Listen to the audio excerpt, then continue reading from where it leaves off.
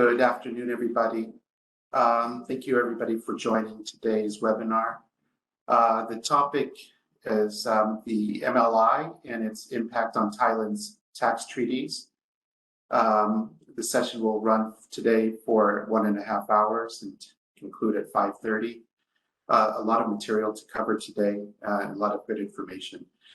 Today, my name is John Andes. I am a tax partner, international tax partner at KPMG Thailand. I'm joined today by my colleagues Tatiana Bespalova, also an international tax partner and an M&A tax partner at KPMG Thailand, and also an associate director of international tax and M&A, Pongsapak Prajak Thongfu. Thank you, everybody. We will start the session to discuss the MLIs. I think before we get started, why don't we talk about the objectives and the agenda that we hope to cover today. The objective of today's webinar is to understand what the MLI is, why it is important and relevant to Thailand's tax treaties, and also to bring you and your companies up to speed on Thailand's recent ratification of the MLI and its MLI position. And thirdly, to discuss the latest developments on the MLI within your organization and assess which part of your organization will be impacted. Today's agenda, we will discuss an introduction to the MLI, the current state of play, also what is the impact on the Thai tax landscape and key questions to consider. Also, some practical examples of how Thailand's MLI position could affect Thai and foreign multinational companies. And lastly, also, what are some regional views and approaches towards the MLI? So before we get into the details of what impact the MLI may have on the Thai tax landscape, let's discuss why Thailand needed to consider signing up to the MLI in the first place, and what we have seen so far in terms of the current state of play in Thailand and other jurisdictions. So going back a few years, multinational taxpayers entered into aggressive base erosion and profit shifting strategies that were addressed ultimately by the G20 and the OECD. The strategies that many taxpayers, multinational taxpayers, implemented was to shift profits from high tax to low tax jurisdictions, and also to erode the tax base in a high tax jurisdiction. The G20 and the OECD developed a plan to combat these tax abuses, and the plan is what we refer to as BEPS, or base erosion and profit shifting. In 2015, the G20 and the OECD issued a series of action plans, 15 action plans, as measures to combat these aggressive strategies. As we can see on the screen here, this is one example of one of the perceived abuses that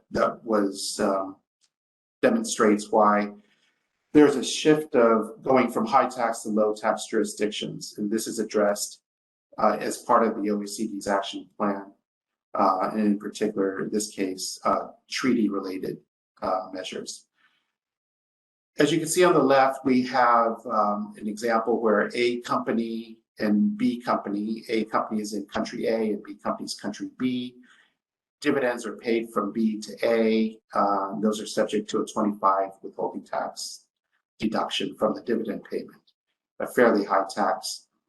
But by inserting company C, located in country C, resident country C, between A and B, dividends would be paid from B to C and C to A, and there was a much more favorable tax treaty rate for dividend withholding taxes between B and C, and no withholding taxes based on domestic law from C to A.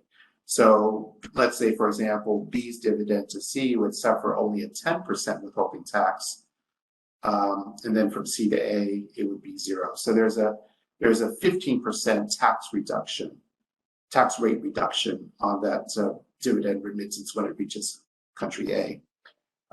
These are the types of issues that were addressed in the BEPS action plans. This is one example. So the OECD, maybe we can move to the next slide.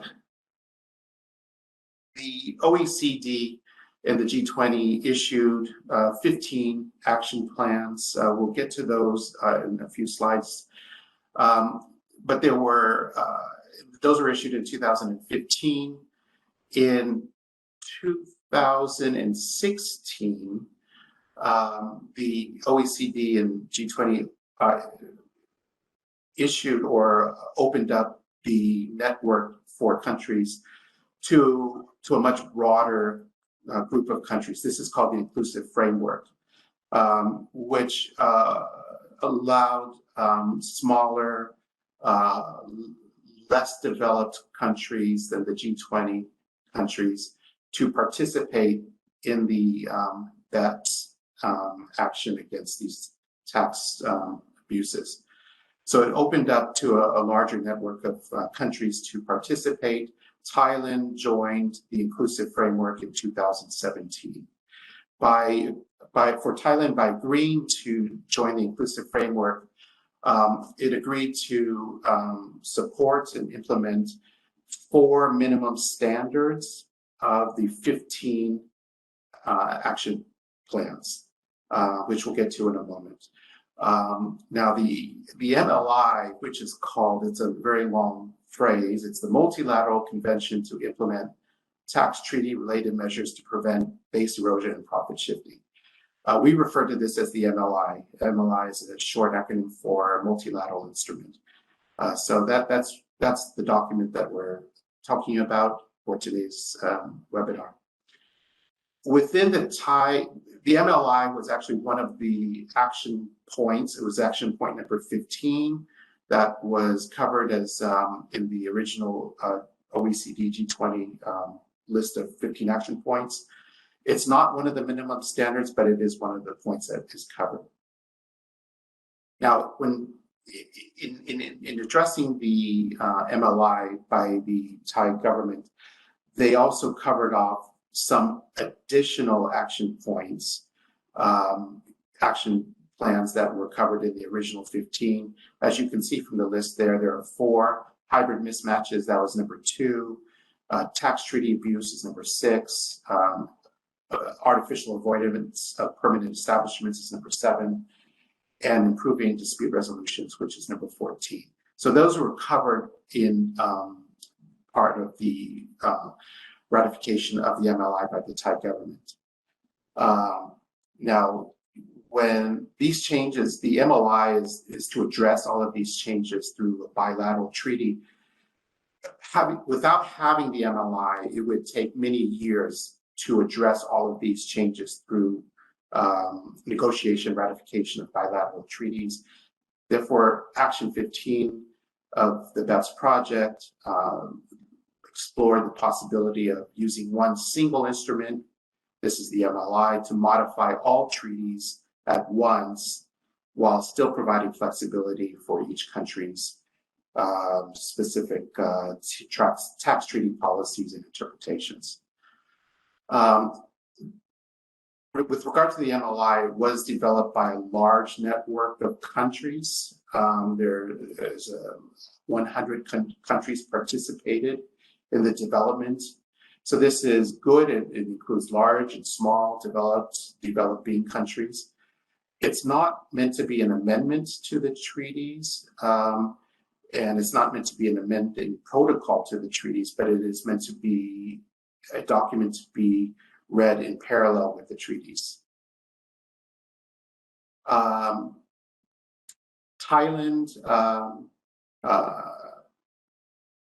as I said, Thailand has now ratified the MLIs, the MLI, and it will come into force in July of this year. Let's move on to the next slide.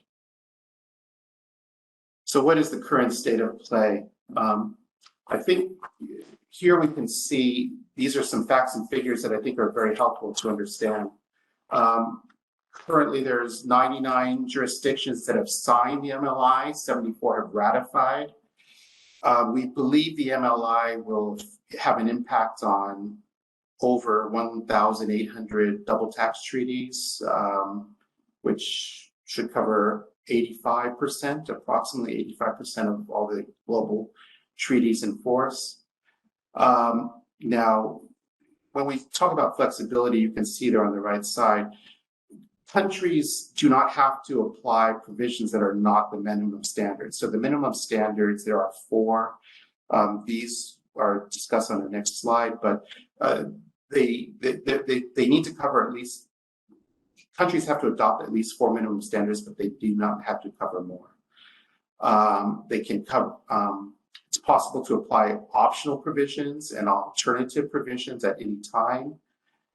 And there's also explanatory statements and guidance available provided by the OECD.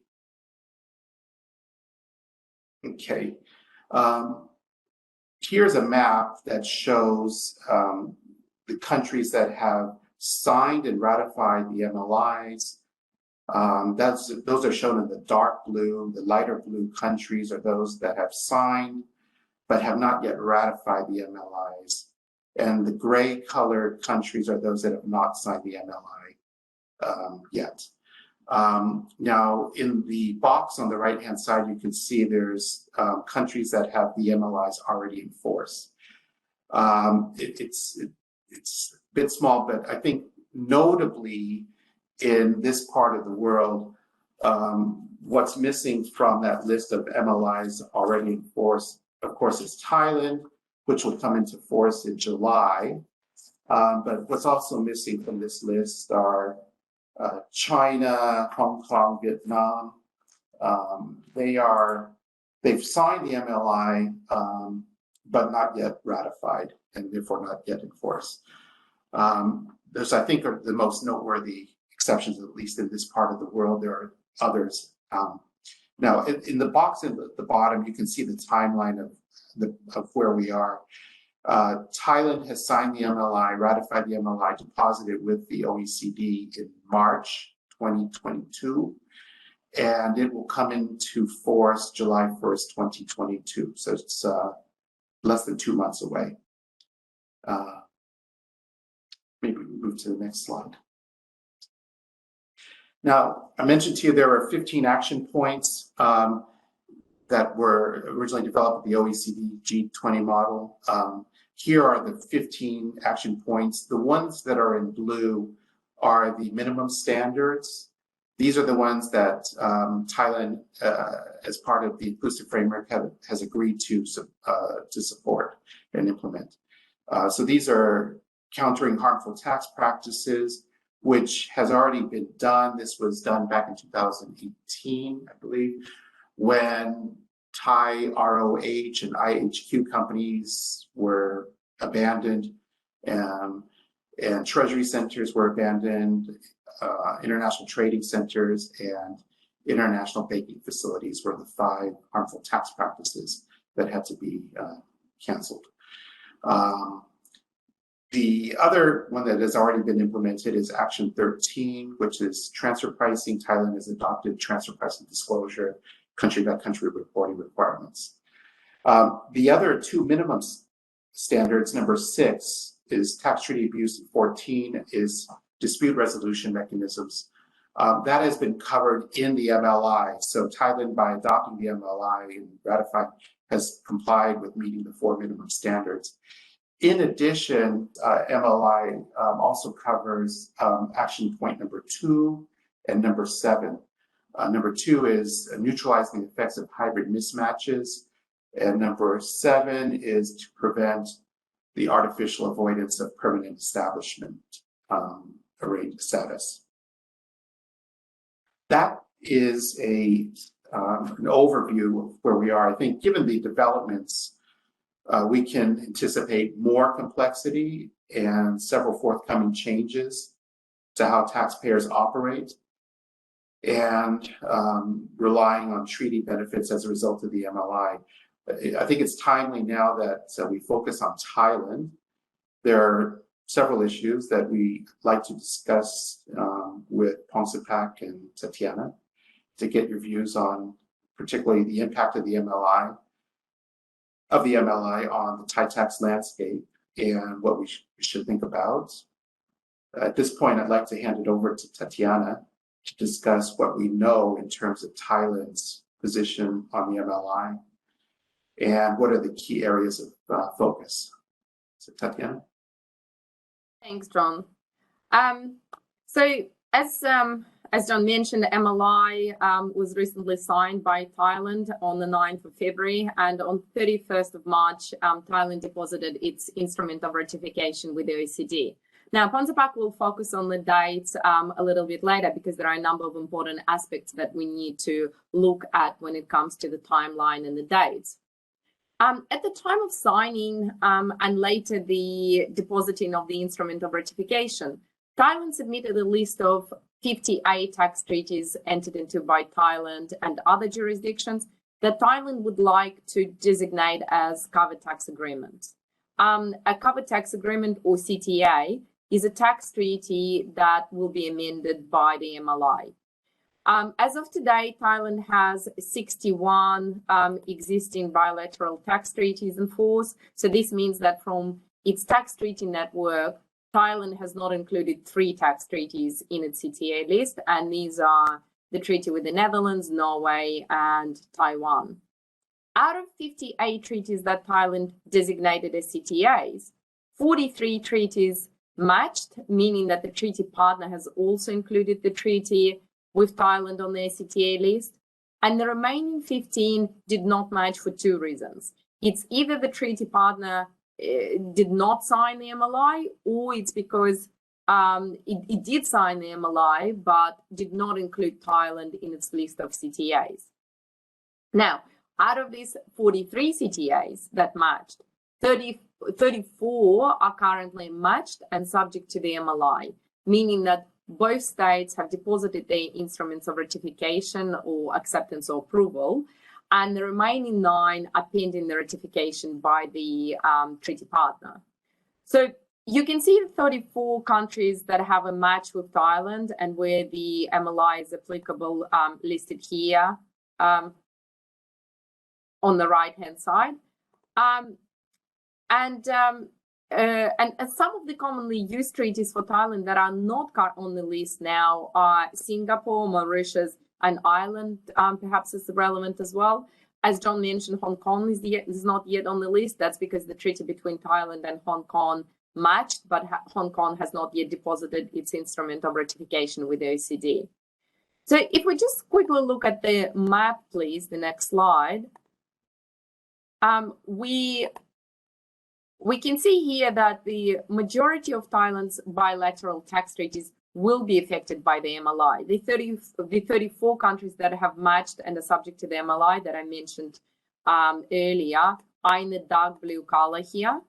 In light blue are the countries where CTA matched but not yet subject to the MLI because the MLI is pending ratification. So these are 9 countries, and notably China, again, Hong Kong and Vietnam are not on this list. In turquoise are 11 countries that Thailand included in its CTA list, but are not yet signatories to the MLI. And perhaps the most notable here are the treaty with the US and also the neighboring countries, Myanmar, Laos, and Cambodia, as you can see. In red are the 5 countries, Austria, Czech Republic, Germany, Switzerland, and the Netherlands cluster, which have not included Thailand in their list of CTAs, or vice versa in the case of the Netherlands, actually. And in orange are the two countries that I mentioned before, Norway and Taiwan, where Thailand and the treaty partner did not include each other on their CTA lists. And the grey, obviously, the countries where Thailand currently does not have a bilateral tax treaty.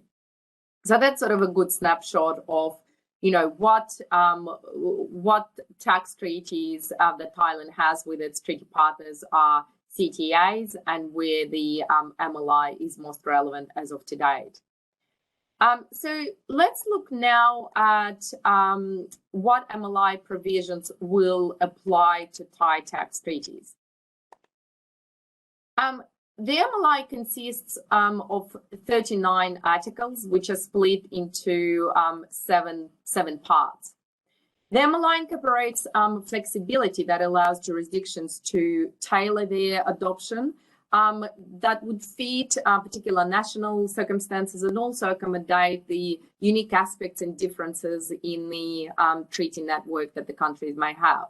So given that it's a multilateral instrument, that flexibility feature was very important in the design of the MLI.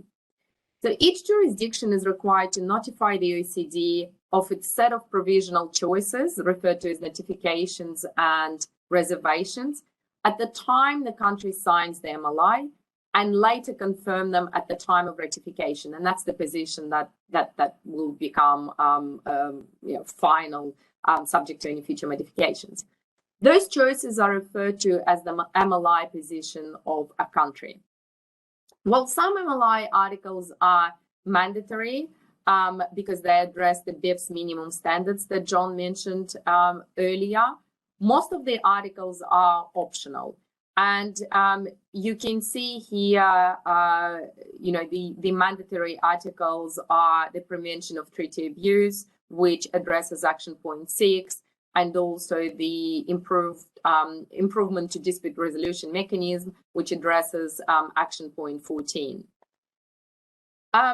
Jurisdictions can choose to adopt the minimum standards only, or they can choose to adopt some or all of the optional articles as well. If there is a bilateral match, then the MLI will modify the relevant tax treaty clauses. So that's really how the MLI sort of works at the general level. The list of the MLI articles that are relevant to Thailand's CTAs or Thailand's treaty network is listed here on the right-hand side. And I'm not going to go through all of them. But if we go to the next slide, we can see there the key anti-base erosion and profit shifting measures that will be incorporated into the MLI and applied to Thailand's tax treaties. So Article 7 of the MLI, which probably will be the most important article or the most commonly applicable article, contains the provisions that are to be included in the CTA to prevent treaty abuse. And again, that's the mandatory provision. The default position to deal with the treaty abuse is to include a principal purpose test. There is also an option to either adopt a combination of the principal purpose test and a limitation on benefits provision, or a limitation on benefits provision supplemented by specific rules targeted financing arrangements. Financing arrangements specifically with the conduit country used. So Thailand adopted the default position, meaning that they will only apply the PPT alone and not the limitation of benefits provision. So, and I will go through the PPT and some practical examples of how it may be applicable and relevant shortly.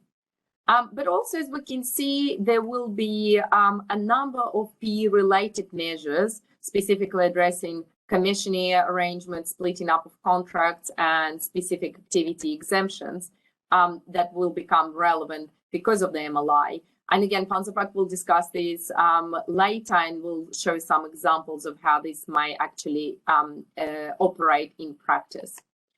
Now, the corresponding adjustment that you see there on the right has limited application to the Thai treaties right at this stage, because Thailand made a notification that most of the treaties currently contain an appropriate provision. And so currently it's only one CTA that's actually impacted by that, but that can change in the future.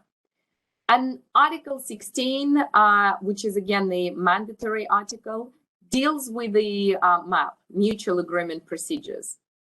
So just to explain a little bit of what MAP is, independent from and in parallel to domestic remedies that might be available to taxpayers, taxpayers may also request mutual agreement procedures by filing a complaint with the competent tax authorities. Mutual agreement procedures are, in a way, a way for the government-to-government dispute resolution mechanism in sort of amicable way. Competent authorities endeavor to solve those dispute resolutions falling within the scope of tax treaties on the basis of mutual agreement. So the objective of Article 16 of the MLI is to make these processes more efficient. So again, MAPs are currently covered in the tax treaties and most of the tax treaties, but it's the efficiency and some practical applications that is an issue. So for example, the MLI stipulates a timeline for presenting the case. So it's 3 years from the first notification of the action that results in taxation not in accordance with the provisions of the treaty. And Thailand adoption of Article 16 is not in its entirety. Thailand made some reservations in relation to Article 16 and MAP. So if I now impact MLI might have on the future tax agreements. So next slide, please. MLI applies to the current CTAs, the CTAs that have been notified in the list of CTAs. Jurisdictions that signed or ratified the MLI remain free to make subsequent amendments to their modified tax treaties through a normal bilateral negotiations. So the underlying principle here is that the objective of a bilateral treaty is to agree on the allocation of taxing rights and other forms of tax cooperation between tax jurisdictions. And this means that the two jurisdictions have mutually agreed to the set of rights and obligations on these specific tax issues.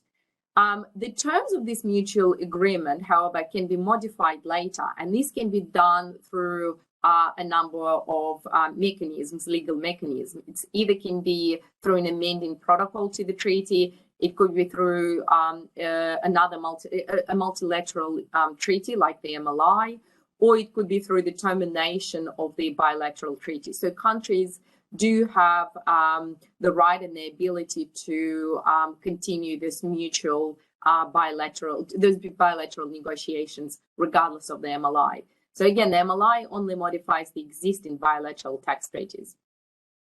In relation to future tax treaties that Thailand may have, it and other jurisdictions have the right to conclude treaties on bilateral basis going forward. However, obviously now with the MLI and the broader BEPS project out there and applicable, it is expected that jurisdictions will include treaty-related BEPS measures in future bilateral tax treaties.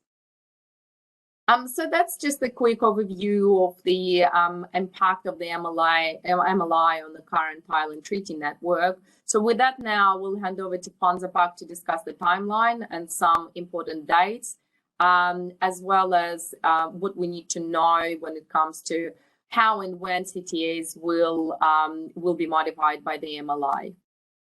Sure. Thanks a lot, Tatiana. Let us move on to the next slide, I suppose.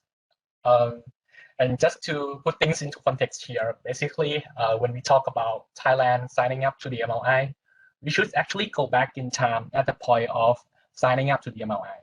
And actually, as you guys can see on the screen, Thailand was actually a late joiner to sign up to the MLI. They signed the MLI on 9 February 2022. The position at that point in time is that Thailand was the 98th jurisdiction to sign up to the MLI. But I would say Thailand was quite impressive to move forward pretty fast, because if you look into the timeline here, from the point of signing up to the MLI to the point of ratifying the MLI, Thailand actually took less than 2 months to ratify the MLI. So as John mentioned at the beginning of this call, Thailand actually ratified the MLI I think in March 2022. And I think the date is actually 31st of March 2022. And we are actually the 71st jurisdiction to ratify the MLI. Why is this so impressive? I would say it's all because of the fact that a number of countries that have already signed up to the MLI long before Thailand did so have not actually ratified the MLI. And also in other cases, it took a number of years for countries just to move forward from the point of signing up to the MLI to the point of ratifying the MLI. So it's quite impressive for Thailand at this point in time. But I would like to focus more on the more important date. And as you can see on the screen, the last one is about the date of entry into force for Thailand. So when it comes to the date of entry into force for Thailand, right, the MLI would enter into force in Thailand on the 1st of July 2022. Now, simply based on the OECD rule, we just look at the date of ratification, basically 31st of March 2022, and then we look at the next month, basically the first day of that month, which is 1st of April 2022, and from that point in time, we just count 3 months after that, which is 1st of July 2022. I'm going to spend a bit of time just to focus on why this date is quite relevant and important, just to understand how the MLI operative provisions would come into play for the tax treaty in Thailand. Let us have a look at the case in point here. We have the case of Thailand and Singapore. The reason why I chose Singapore as a case in point here is because Thailand and Singapore, they use the same tax year. Basically, they resort to the calendar year, basically the period starting from 1st of January to 31st of December as the tax year. Basically, the calendar year is the tax year here. Now, looking at the right-hand side, right, starting from the point of ratification, as you can see on the screen, Singapore actually ratified the MLI long before Thailand did. So Singapore ratified the MLI back in 2018. 31st of December 2018 is the date of ratification for Singapore. For Thailand, I just mentioned 31st of March 2022. Now, when we talk about the entry into force date for both countries, it would follow the same principle and approach as I mentioned earlier. Just look at the Singapore case, for example. We look at the date of ratification, 31st of December 2018. We look at the first day of the next month, basically 1st of January 2019. And then we count 3 months from that point in time. And then we know the date of entry into force for Singapore, which is 1st of April 2019. Now we have 2 different dates of entry into force for treaty partners, and now here we look at Thailand-Singapore treaty. The date of entry into force, we have 2 dates here. We need to pick the later date just to understand the impact when it comes to determining the date of entry into effect. And one may question as to why we need to consider that much about the dates here, because if we talk about any income tax exemption, withholding tax rate exemption or reduction under the treaty, we will need to understand at which point in time the MLI would come into play here. So let us have a look on the right-hand side of the screen. As you can see, we have 2 types of taxes here. The first category, I would say withholding taxes, either withholding tax as source in Thailand or withholding tax as source in Singapore, depending on the situation. But now, if we focus on withholding tax, if there's a situation where the MLI provisions would have an impact on how the withholding tax as source in the relevant jurisdictions would be reduced or would be exempt, then we would need to start looking at the later date of the entry into force as the starting point here. Now we have 1st of July 2022 as the starting point. Then for income derived on or after the first day of the calendar year after that date, which is 1st of July 2022, is actually the date of the entry into effect for the withholding tax.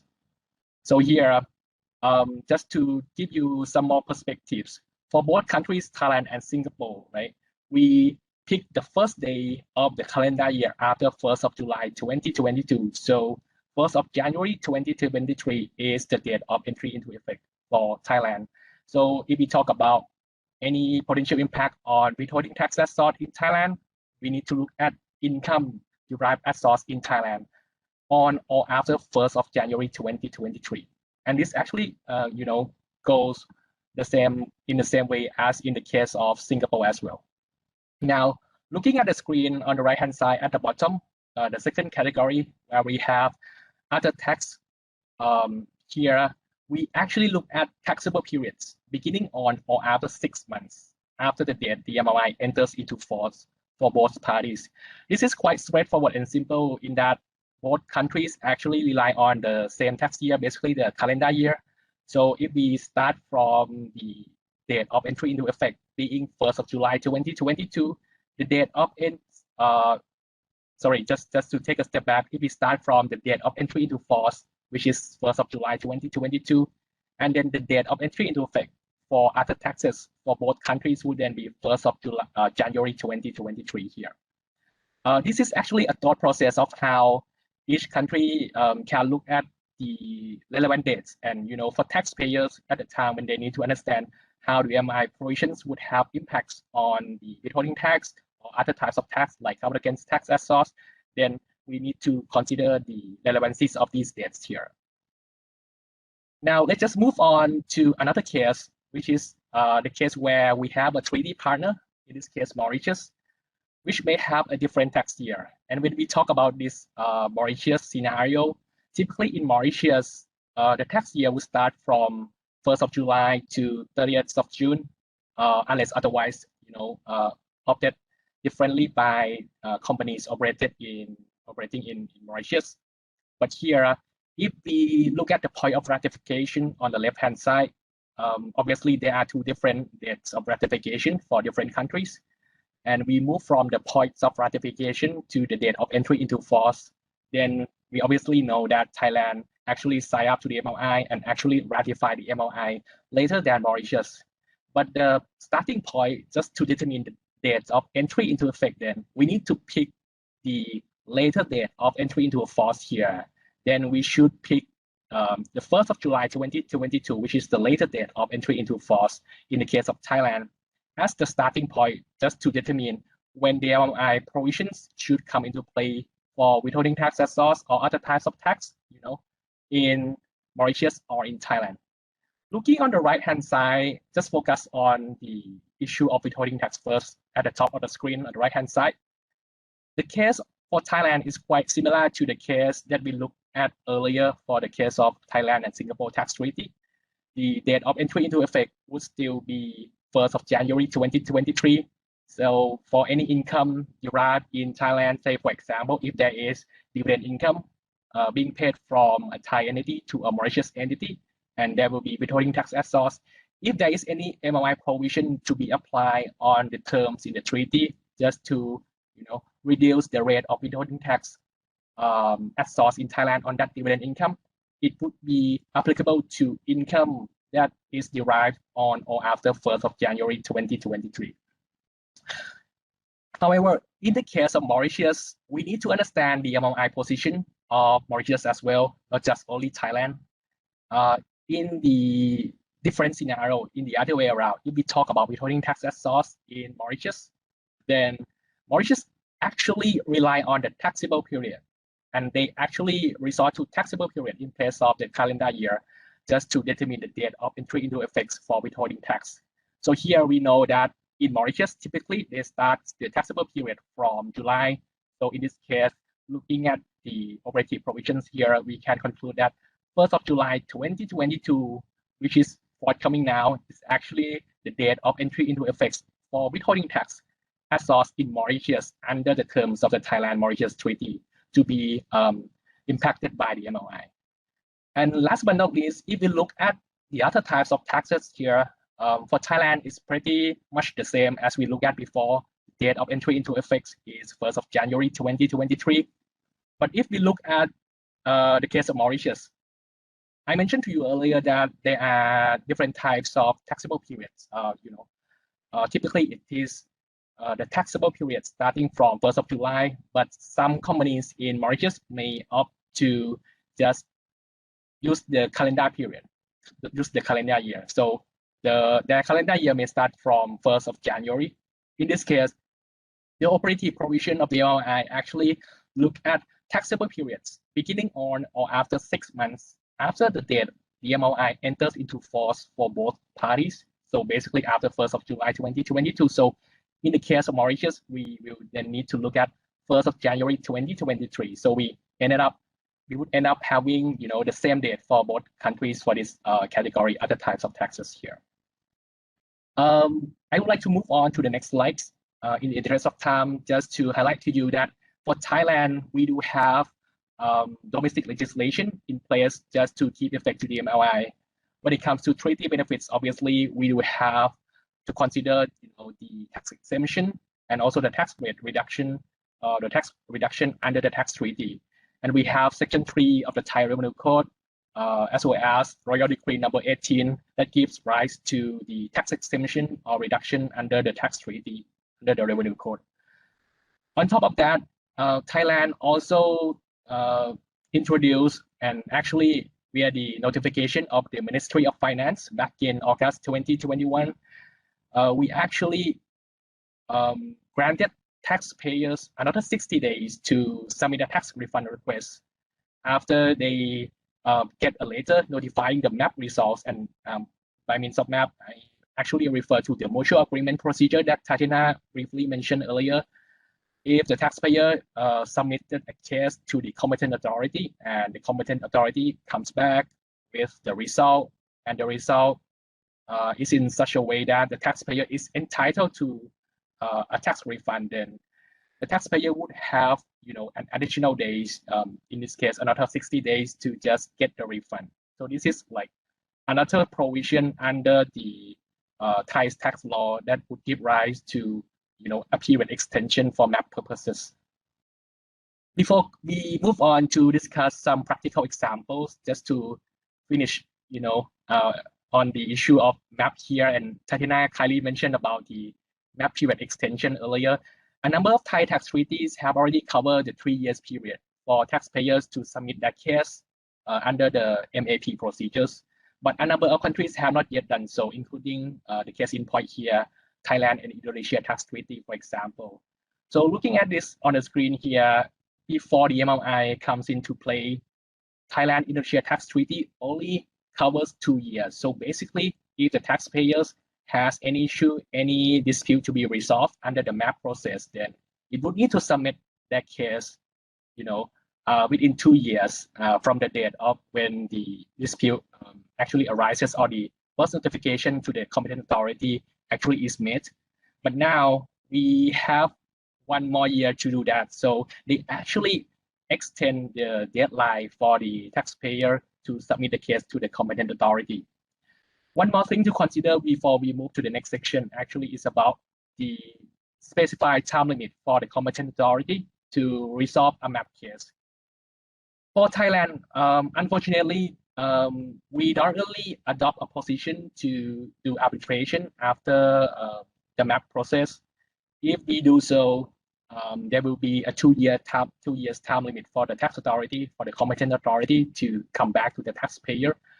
But we don't really have that here. The Thai government, Thailand, did not really sign up to adopt that position. So clearly, there is still no time limit for the competent authorities to resolve a MAP case, right? And before we move on, I would like just to, take a bit of time, just a quick minute to recap. When it comes to CTAs and MLI position, and also the dates that I mentioned earlier, it largely depends on pairing of jurisdictions. Also, an understanding of each jurisdiction MLI position. We need to understand the areas or the anti-BEPS measures that have been codified in the MLI. How have they been adopted by treaty partners? And perhaps, Tatiana, you can touch more on these points. I think it would be good to just see the key steps that taxpayers should look at, and also some perhaps practical examples that we can run through and see how the Thailand MLI position could have an impact on Thai and foreign MNC. Over to you, Tatiana. Thanks, Pansapak. So we have a few illustrative examples that we wanted to take you through. But before we get into that, I wanted to start by looking at how the MLI should be used in practice. So going forward, in considering the tax treaty application and any cross-border issue where treaty may be relevant, there are 4 key documents that you need to look at. The tax treaty in question, of course, the MLI text, the MLI position of Thailand, and the MLI position of the contracting jurisdiction. You would then need to consider whether the MLI has entered into force for both contracting jurisdictions. Do both contracting parties list the tax agreement in their MLI positions as an agreement to be covered by the MLI? In other words, did both countries list the treaty as a CTA? You then would consider which MLI provisions apply by looking at each contracting jurisdiction's MLI position, their reservations and choice of optional provisions. It's important to highlight here that each contracting jurisdiction is allowed to make a reservation unilaterally, but the effect of reservation applies symmetrically, meaning that a reservation made by one country or one contracting jurisdiction with respect to a provision generally blocks the application of the provision regardless of the position of the other country. The optional provisions, however, work in the opposite way. Both contracting jurisdictions are required to choose to apply the same optional provision in order for that provision to apply. So both need to make that choice. So moving on, the next step is to consider which existing provisions are modified. To ensure clarity and transparency about the application, the MLI requires the parties to notify existing provisions to be modified by the MLI provisions. In addition, each article contains compatibility clauses which describe how the applicable MLI provision modify a CTA. And there are different ways in which compatibility clauses actually work. So looking at those provisions in detail and looking at the actual wording is very important in determining how the MLI applies to a particular provision in a CTA. And the next step is to verify if the MLI provisions have effect. So as Panzapak earlier explained, the MLI provisions will generally have effect in the contracting jurisdictions with respect to a CTA at different moments, specifically in respect of the taxes withheld at source and all other taxes levied by contracting jurisdictions. So it's quite important not to just look at when the MLI comes into effect, but also when the particular provisions have effect. So where will we see the main impact of the MLI in Thailand? If we could just please move to the next slide. The holding structures may be impacted to the extent that they rely on treaty benefits. There may be a denial of withholding tax exemption or reduction on profit repatriation, as well as capital gains taxation. There may also be an impact on methods for elimination of double taxation. Financing structures can also be impacted where there is a treaty reliance. And again, there may be denial of withholding tax exemption or reduction of withholding taxes at source. There may also be an impact on broader business models or supply chain models or structures, specifically in relation to IP ownership and structures that rely on treaty benefits. Again, there may be potential denial of withholding taxes, exemptions or reductions in respect of withholding taxes. And there also may be now an increased permanent establishment exposure, given the number of articles of the MLI that deal with the PE concerns that Thailand adopted. And the key MLI provisions that drive all these outcomes in relation to, again, holding structures, financing, or the business models broadly, are really the PPT, the principal purpose test, which is in the treaty abuse article of the MLI, and also those various PE provisions that I mentioned. And I'll start by looking at a few examples that will illustrate the application of the PPT clause, and then on the back later we'll look at specific PE provisions. So let's just start with, by looking at what the PPT actually say, because I mentioned it a number of times, but let's look at the actual language.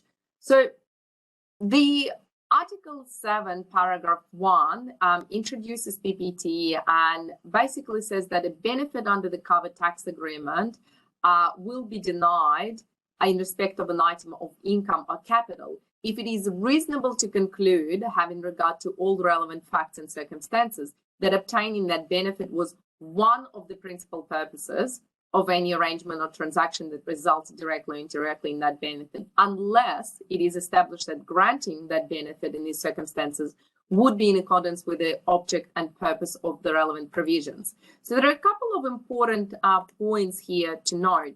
One is the emphasis that we make here specifically on the language, one of the principal purposes. So it's not the principal purpose or the dominant purpose, it's just one of the principal purposes. So it's a lot broader application than you might have experienced in some jurisdictions and their general anti-avoidance provisions that sometimes look at the principal or the dominant purpose. It's a broad application. And another point that I wanted to make here is in relation to the that language at the end, the object and the purpose of the relevant provision. So Article 6 of the MLI introduces actually a language around the objectives of the tax treaty and tries to introduce additional language to help to prevent the treaty abuse. So again, that wording is quite important there. So if we now look at this specific example in relation to profit repatriation. So let's consider a Mauritius holding structure into Thailand. So normally the payment of dividend out of Thailand to Mauritius shareholder would be subject to 10% withholding tax. However, there is a MFN clause, most favored nation clause, contained in the treaty between Thailand and Mauritius that provides for a reduced 5% withholding tax rate on dividends if Mauritius company is the beneficial owner. So in the pre-MLI world, what you would generally consider is Mauritius holding company the beneficial owner of the dividend, how the MFN clause applies, and also can Mauritius company obtain a certificate of residency from the Mauritius tax authority. And that certificate of residency isn't a prerequisite to the treaty application, but in Thailand, it is something that is generally recommended to have as the demonstration of the ability to rely on the treaty. So that was in the pre-MLI position. Post-MLI, in addition to those considerations, there is additional question that you would need to ask. And that question is it reasonable to conclude that obtaining the treaty benefit was not one of the principal purposes of the transaction? And also, would granting the treaty benefit for such transaction be in accordance with the object and purpose of the relevant provisions of the Thailand-Mauritius tax treaty? So again, it's just those sort of two phrases or wordings in the definition that we've highlighted. So there are these two additional important questions that need to be asked and answered for the treaty to apply. Similarly, if we move to our consideration of the next case, can we please move to the next slide? The sale of shares. So let's consider a scenario where we have a US holding company that has a Thai subsidiary, Taiko 1. And let's say that it sells the shares in Taiko 1 to Taiko 2. And here we have Taiko 2 as a subsidiary, but it can also apply in the circumstances where Taiko 2 is a third-party buyer. Under Thai domestic law, there would be a 15% withholding tax on capital gains realized by US co, and the Taiko 2, the Thai buyer, would have to withhold that withholding tax. But the treaty between US and Thailand provides an exemption from that withholding tax. The US treaty does not provide the exemption in relation to the withholding tax. Now, if you consider an opportunity to restructure the US co-holding of Thai Co-1 by interposing a Singapore SPV, then the treaty benefit under the Singapore-Thailand tax treaty may be obtained such that there will be no withholding tax in Thailand, provided that the Thai company is not land bridge. So the relevant considerations here, can we please move to the next slide? The relevant considerations here in the pre-MLI world would be, is Thai Co-1 a property-rich company? Does it have substantial immovable property in Thailand in order to get the exemption under the Singapore Treaty? But also, again, that general consideration of can Singapore SPV qualify for the treaty benefits? Does it have sufficient substance? Can it obtain certificate of residency in Singapore? So that's the considerations, again, mostly around the substance, certificate of residency, as well as more specific language of the treaty that you need to consider. In the post-MLI world, again, those two questions that we posed earlier around, is it reasonable to conclude that obtaining the treaty benefits, i.e. the exemption from capital gains withholding tax, was not one of the principal purpose of the transaction? And the second question around, the object and purpose and sort of the spirit of the treaty, those two additional questions will now need to be answered. So similarly, if we move to the financing arrangement, where, we consider a Thai company, for example, providing an interest-bearing loan to its subsidiary in Indonesia, and payment of interest from Indonesia to Thailand would be subject to 15% withholding tax in Indonesia. If Thai company diverts that loan through India, for example, and provides the funding to India, and then India lands to Indonesia, so back-to-back loan, then there is an opportunity to reduce the overall withholding tax. So withholding tax on the payment from Indonesia to India would be reduced to 10%, and then from India to Thailand up to 10%. So again, there is a clear benefit there on that back-to-back interest, back-to-back funding arrangement. So if we can move please to the next slide. Again, the considerations in the pre-MLI world would be availability of or ability for Thailand to obtain certificate of residency, and also whether Thailand is the beneficial owner. Now, we're looking at that only from the Thai angle. Obviously, there are also relevant considerations in India and whether India would be considered beneficial ownership. And of course, on the back-to-back arrangements, there will be certain pressures there. But again, we're just simplifying this and looking at purely from the Thai tax perspective. So in the post-MLI world, again, in addition to those sort of normal considerations, you also would need to ask the same two questions that we considered previously.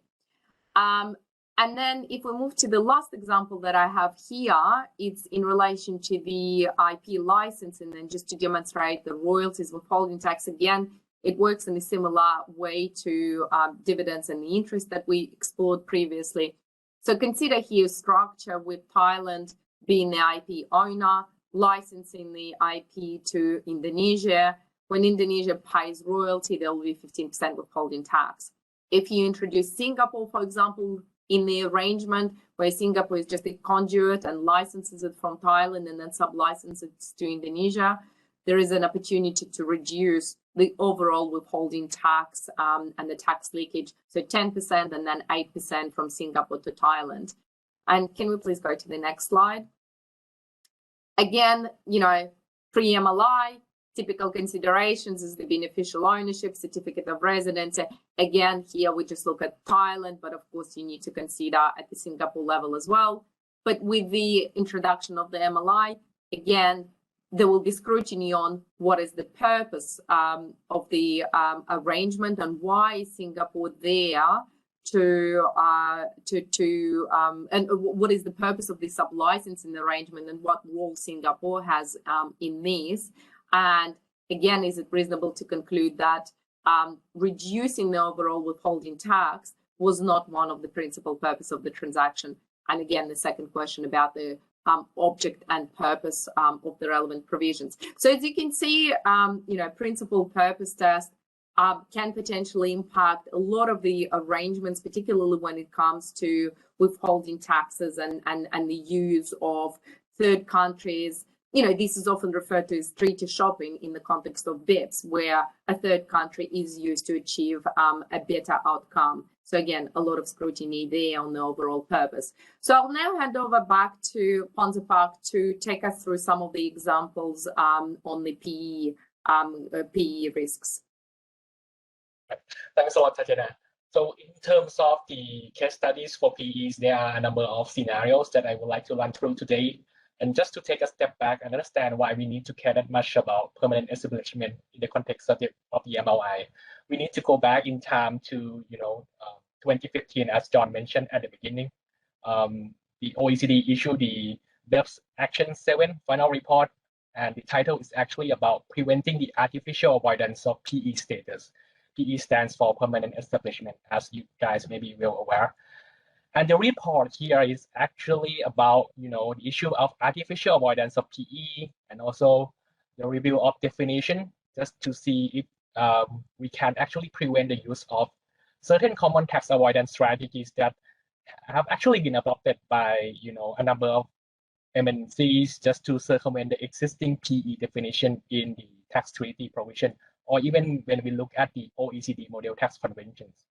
Typically, these strategies result in BEPS, basically shifting profits out of the country where the sales took place without any substantive change in the functions performed, asset use, or risks assumed in the country. We can look at this from a transfer pricing point of view as well. And I think it would be good just to have a look at the, some typical scenarios. Let's start from the first scenario here, commissioner structure. And from the perspective of anti-BEPS measure, typically we look at it from the perspective of tackling legal structures that do not really align to economic legality. And here, certain arrangements like commissioner arrangements were actually categorized as artificial, and it has actually been, considered as being put in place typically in order to just erode the tax base of the country where the sales take place. So as you can see on the screen, in a typical commissioner arrangement, we would have a person, basically a company or the agent, concludes contracts for the sale of products in a certain jurisdictions. In this case, we have a Thaico concluding contracts with the customer in Thailand, but the contract is actually being concluded in the agent's name from a legal point of view.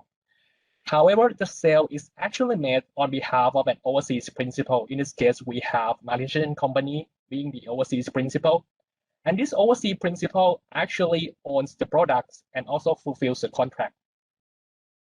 And if you look at it from a legal point of view, there is no enforceable rights and also no enforceable obligation being created between the Malaysian company and the customer buying the products in Thailand. So pre-MLI, so before the MLI comes into play here, it is generally accepted that the commissioner arrangement does not really give rise to a PE in the sales state, or in this case in Thailand.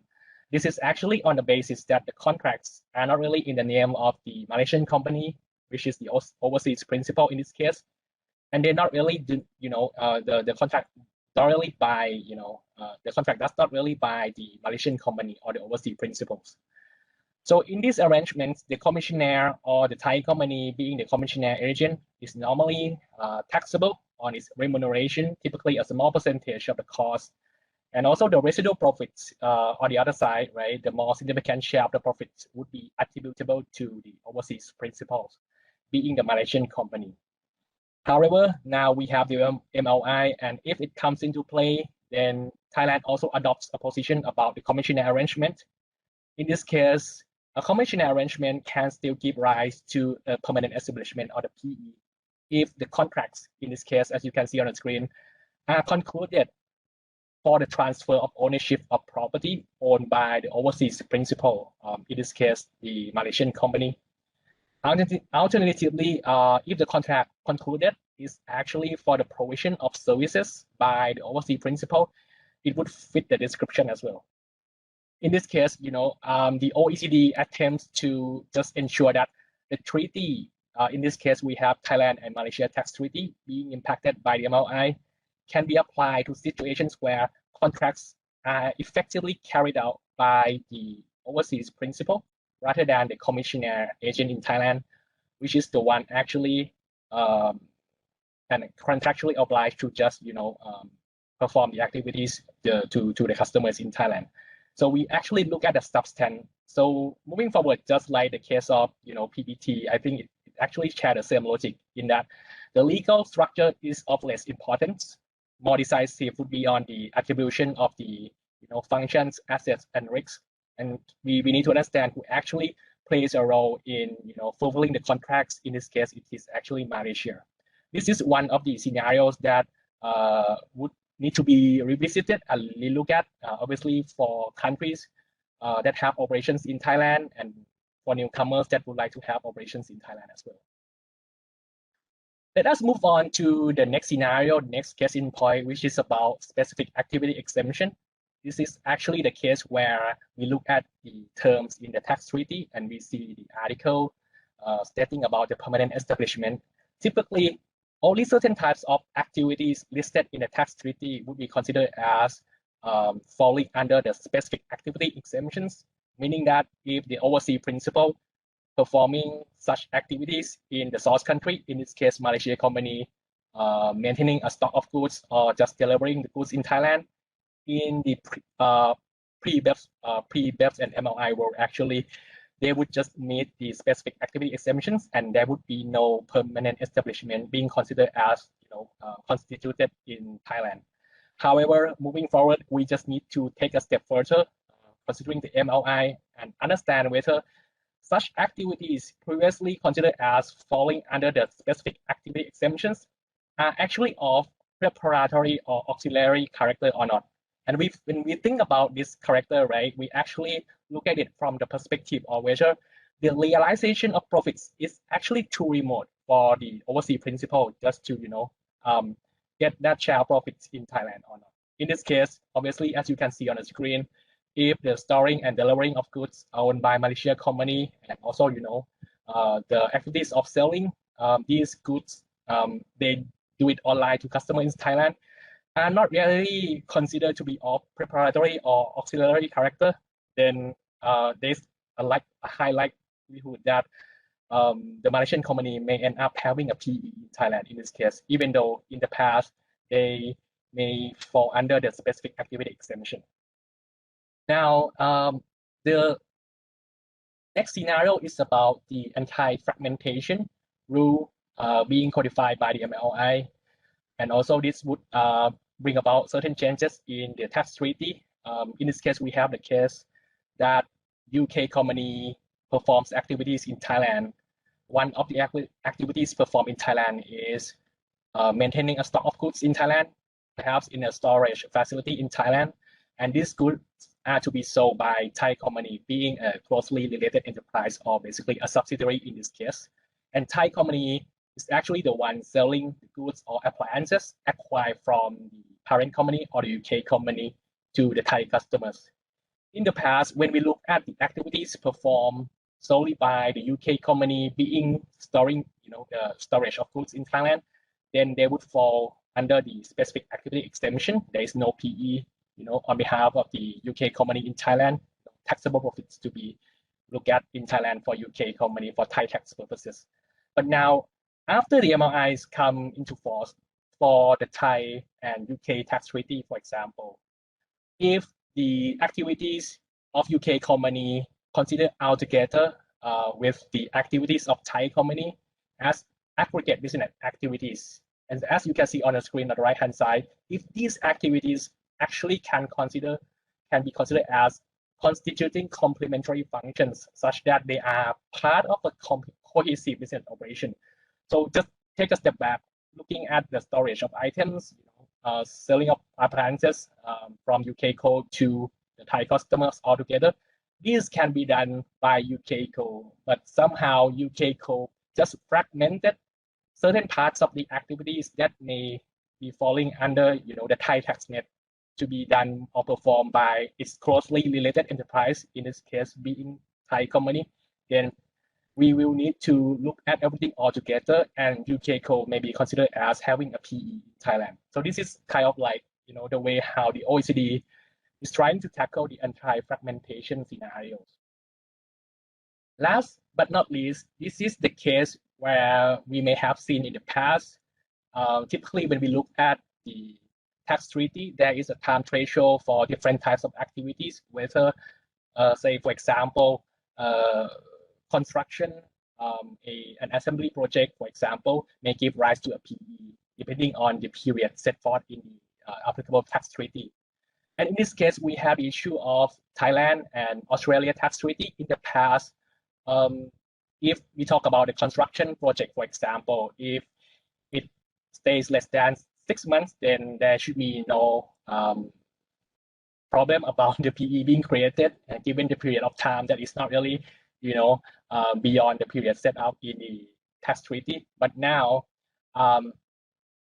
if somehow it's supposed to be more than 6 months, but companies set up the arrangement such that they have closely related enterprise to perform the activities, and they just somehow split up the contracts such that each contract actually gives rise to less than 6 months or less than the time period required in the OECD Model Tax Convention or the applicable tax treaty, then they will just unwind everything and take a step back, look at the arrangements all together. And in this case, if we can conclude that they somehow just split up the contracts just for the purpose of avoiding creation of PE, then it's not going to work after the MLI comes in effect. Then the PE of Australian company AU Code 1 or AU Code 2 may be considered as being created in Thailand as a result of these rules, splitting up of contracts. I will just take a quick pause here and perhaps turn back to John just to provide us some recap before we move on to the next section.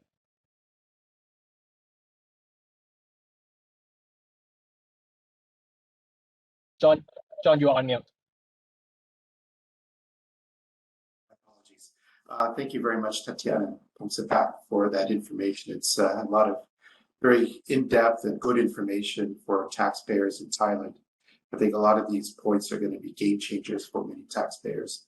I should say, I failed to say earlier, there is a Q&A box. If you do have questions, please enter your questions into the Q&A section on the screen.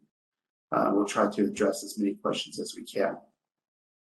I think, we've spent quite a bit of time already going through the PE case study and some of the principal purpose test examples. I'd like to go back to the principal purpose test. And I think one observation is that it's a very controversial area, and especially in terms of how governments in various countries will interpret the principal purpose test and possibly deny the benefits, the treaty benefits by reference to the PPT. Given that the MLI is not yet in force in Thailand, it'll be interesting how the Thai revenue interprets that, the principal purpose test. We'll have to wait and see if there's any guidance that'll be issued by Thai revenue. We'll certainly monitor it and keep watch on that. But it'll be very important for taxpayers in Thailand to also be aware of those interpretations. We're coming close to the end of our session and this part of the session. And maybe Tatiana, if you could give us some thoughts and give us an overview of what you've seen in other countries, especially in Asia Pacific and Europe, of how countries have interpreted the principal purpose test so far. Sure, John. I think you're absolutely right there that it will be interesting to see how Thailand adopts it in practice.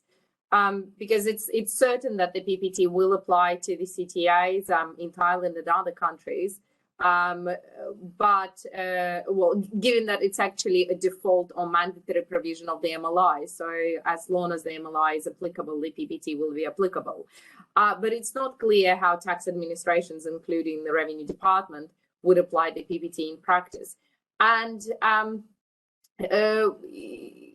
you know, the language in the PPT, as I mentioned previously, is somewhat similar to general anti-avoidance rules in some of the domestic legislations or doctrines that are applicable in some countries around the world.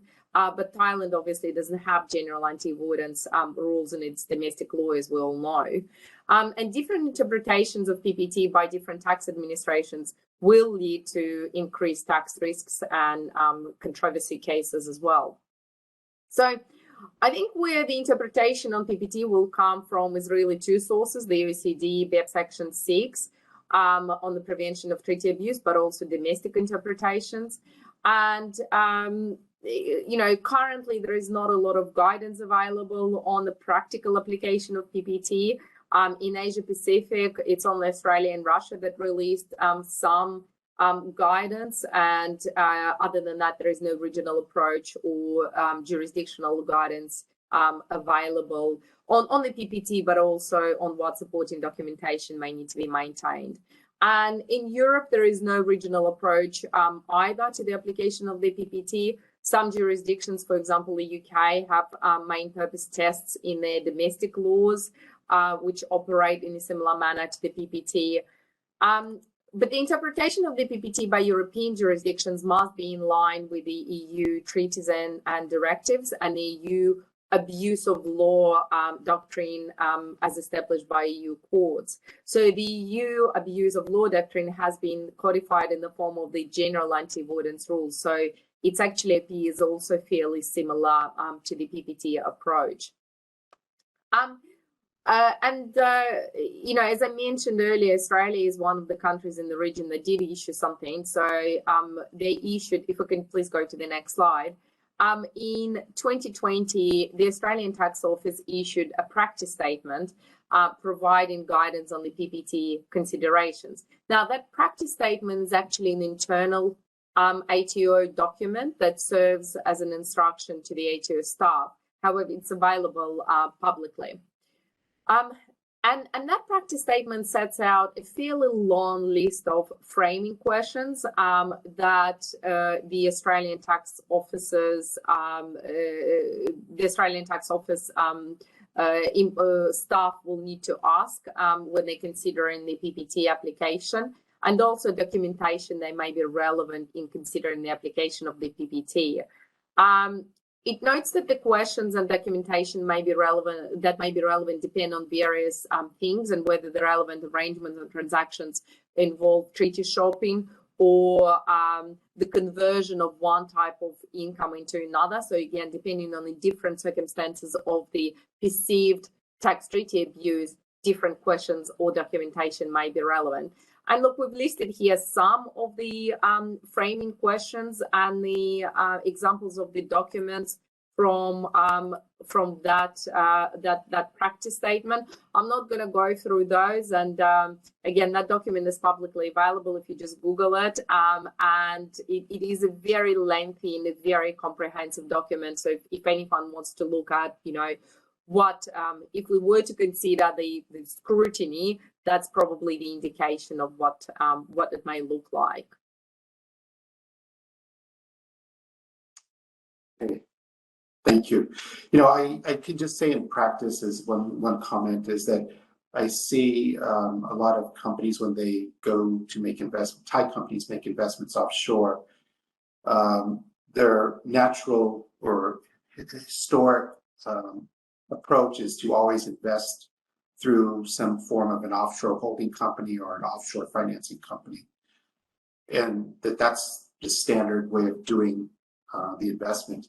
I think now companies need to re-examine that and ask, why do you need to invest through an offshore company, or why do you need to provide financing through an offshore company, and really come up with some commercial reasons.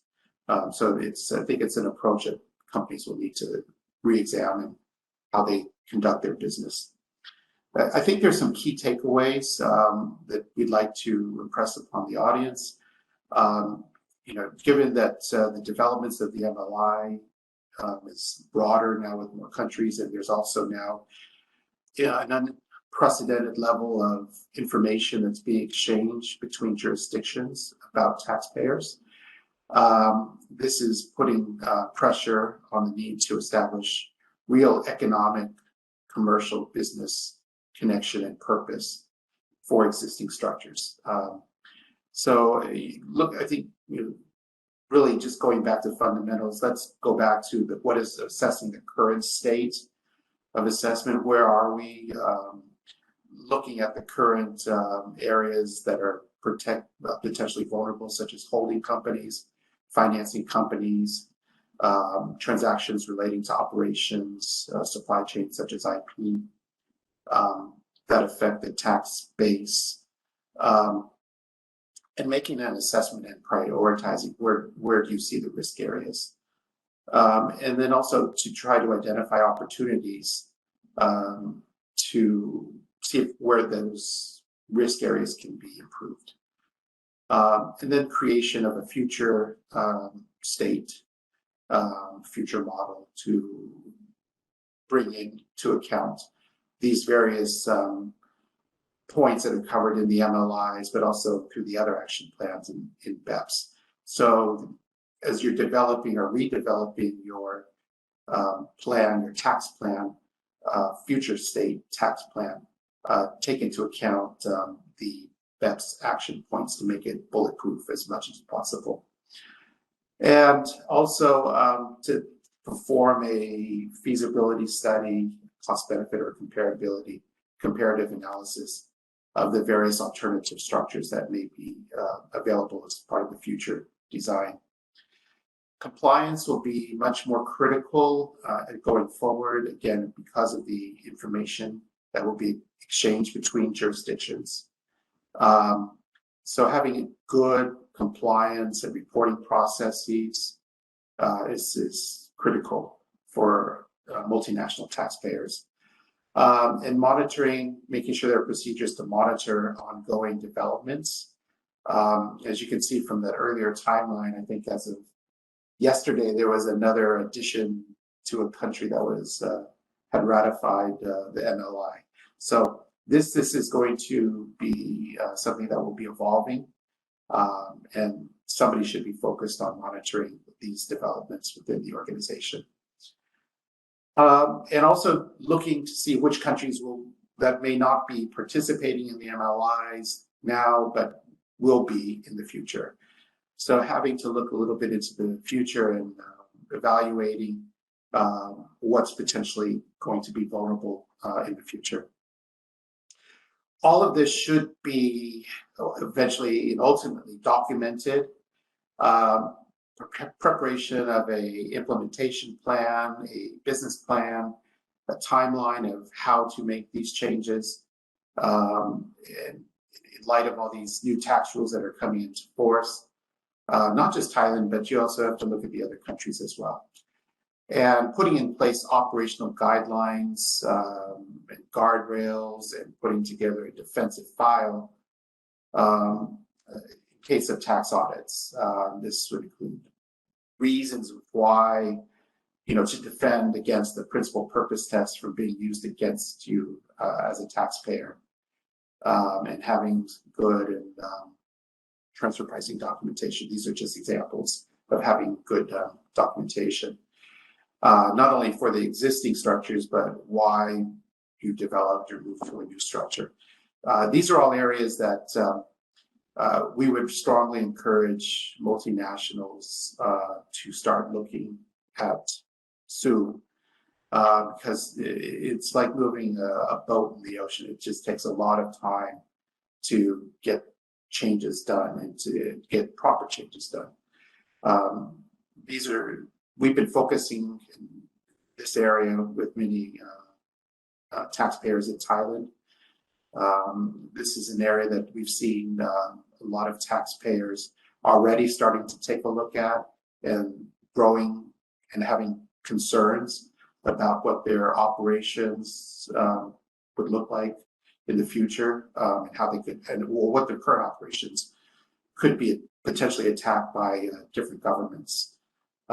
So it's never too early to start. So if this is an area that we would say, as you're building your budgets for tax evaluations or tax departments or finance departments, we really encourage you to consider this area as being something that will be quite a sea change coming forward in the tax area. So I think those are our key takeaways. There's look at what you've got, look to see where it's vulnerable, come up with a future design that looks to be more acceptable under the BEPS action points, and have strong documentation, compliance, and reporting procedures, and tax monitoring procedures in place.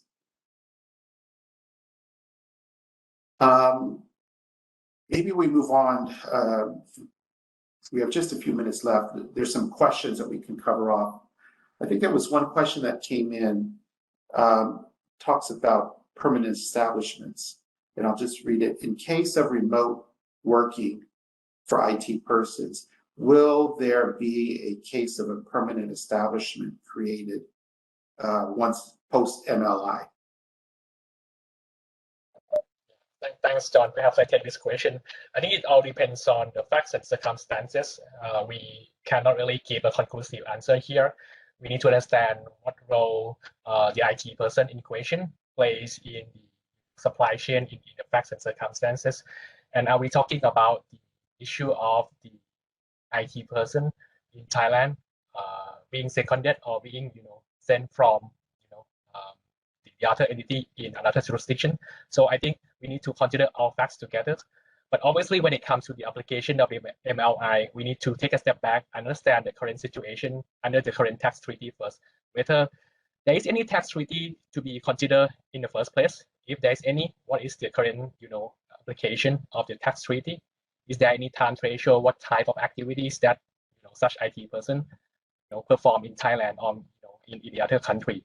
And then we need to understand, for that specific country, we need to understand what the MLI position for that country is, and whether we have, the matching situation where both Thailand and the treaty partner actually adopt the same MLI position in respect of the PE scenarios that I just walked through earlier.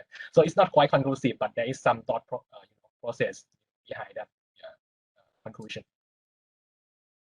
Let me ask another question. This is much more of a practical, I guess, question.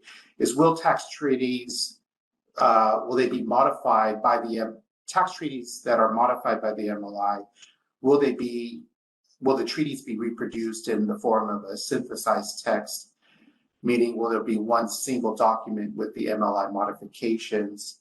And what do we know about the status of such text and updates of this being implemented by the Thai revenue?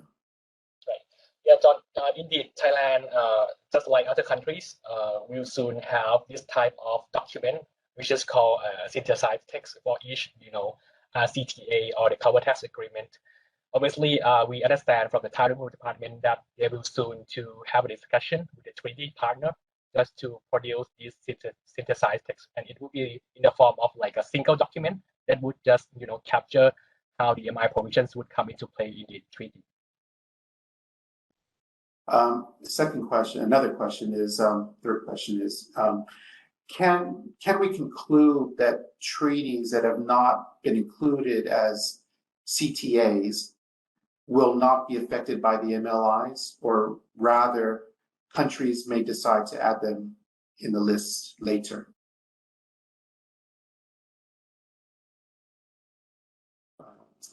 Maybe Tatiana, do you have any thoughts on that? Yeah, sure, John. So if the treaty is currently not designated as a CTA, it can later be added. So the position right now is not final. It can always continue evolve. So yeah, later changes might be expected. So this is again something that always needs to be considered, and the most relevant documents need to be looked at. And one more question is going back to the principal purpose test. Which party has the burden of proof, and what should taxpayers think about when approaching the principal purpose test issue, including substance and purpose? Yeah, so John, I can take that quickly, sort of mindful that we're running out of time, so maybe very, very briefly. The burden of proof is actually on the tax administrations, but you know, as we could see from the discussion, and also the references that I was making to the Australian Tax Office document, when the tax administration makes inquiries, those inquiries may be quite extensive. So it will, you know, the outcomes of those inquiries will very much come down to the readiness and the documentation and all those things that you spoke about when you sort of summarize the takeaways, right? Defensive files, you know, making sure that you have all the positions documented in, you know, all the documentation from board minutes to any internal correspondence. So a lot of these things need to be thought through at the beginning, and, you know, having that documentation available would very much determine the success of the, you know, any disputes in this area. But again, it's yet to see. I think we very much need to wait and see how the administrations will administer it. But I think, you know, as the time progresses, probably more and more focus will be placed by Thailand as well as other countries on these issues. So again, to be prepared now will certainly put the companies in a better position. Yeah, I totally agree. This is going to be quite a significant change to the way I think companies have to evaluate their operations or their investments offshore, or likewise foreigners that have operations and transactions with Thai companies. So there's going to be a lot of developments, I'm sure, and a lot of announcements from Thai Revenue. I'm conscious of time, so I'd like to thank Tatiana and Prospect for a lot of information. There was a lot of very good, helpful, useful information. This is really cutting edge stuff, and it's something that everybody should be, large multinationals, all multinationals in Thailand should be aware. So on behalf of KPMG in Thailand, I'd like to thank everybody for joining this webinar. We hope that you found it useful, and that if you do have any follow-up questions, please contact either myself or Tatiana or Pomsapak. Our email addresses are displayed on the screen there. We really thank you very much for your joining us today, and I'm sure they'll be giving you some developments as time goes by. Thank you.